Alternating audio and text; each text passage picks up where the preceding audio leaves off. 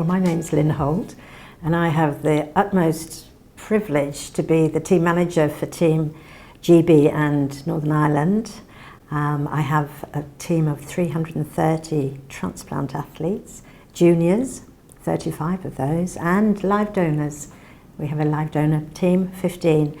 So I'm not a transplant. My day job was coordinating heart and lung transplant program at the Freeman Hospital in Newcastle.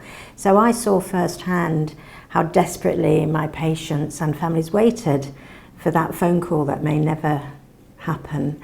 And you feel so helpless because you can't produce an organ when they most need it.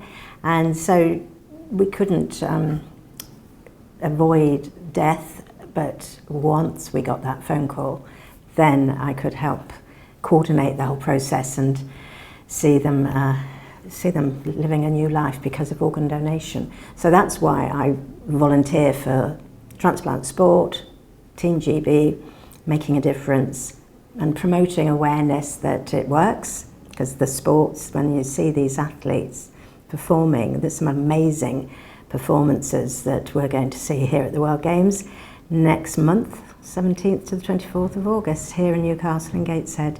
But also the publicity and promotion is so that people know that we can all make a difference, and just go home tonight and tell their families that if I die before you, let them use my organs. That's my choice, that's my wish, and that will decide the decision at that time. Because at the moment, whichever the legislation is, and yes, it's changing next year, but what doesn't change, the final say will be with that family, the next of kin sitting by the bed. And if they don't know our decision or our choice, they can't support it. And that's why nearly 40% of families sit there and still say, no, you can't touch my loved one.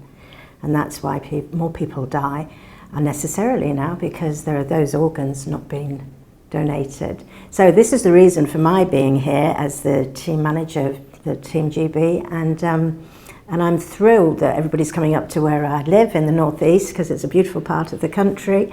I'm also involved, a little hat I wear with the Newcastle Gateshead Initiative for organising the Games.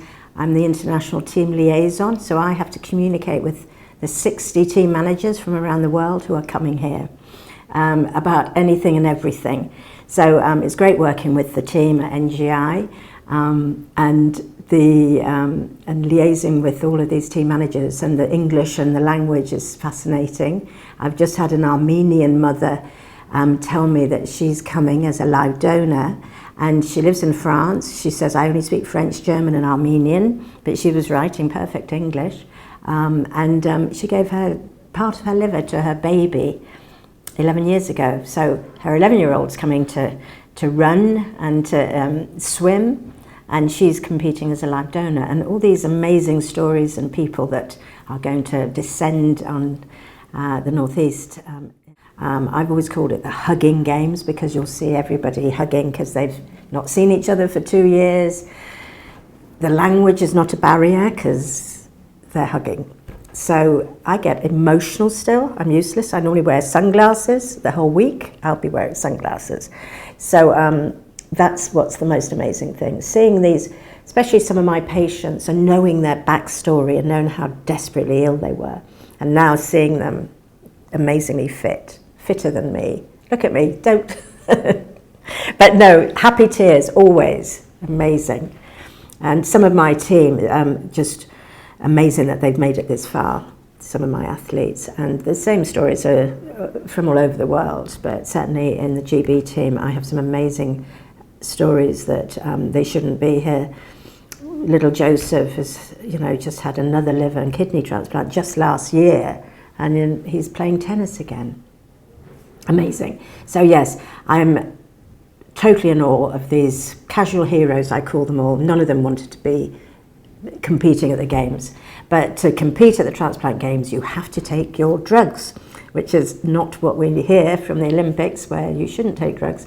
But our athletes must take their anti-rejection drugs and to get in. I've been involved in the British Games since 1982, whenever that was, quite a long time ago, and took the first heart transplants ever to the British Transplant Games because I was working at Papworth where we started the programme 40 years ago now. But the World Games I've been involved since 1983 or 1984. But yes, so you meet friends, and 2 years later it's great to meet up with those friends you've met from around the world. But the fact that we're able to host the Games in the North East is purely down to our sponsors and our partners, and without the support and True Potential being, sponsoring Gateshead International Stadium events, we couldn't put on these games without that support.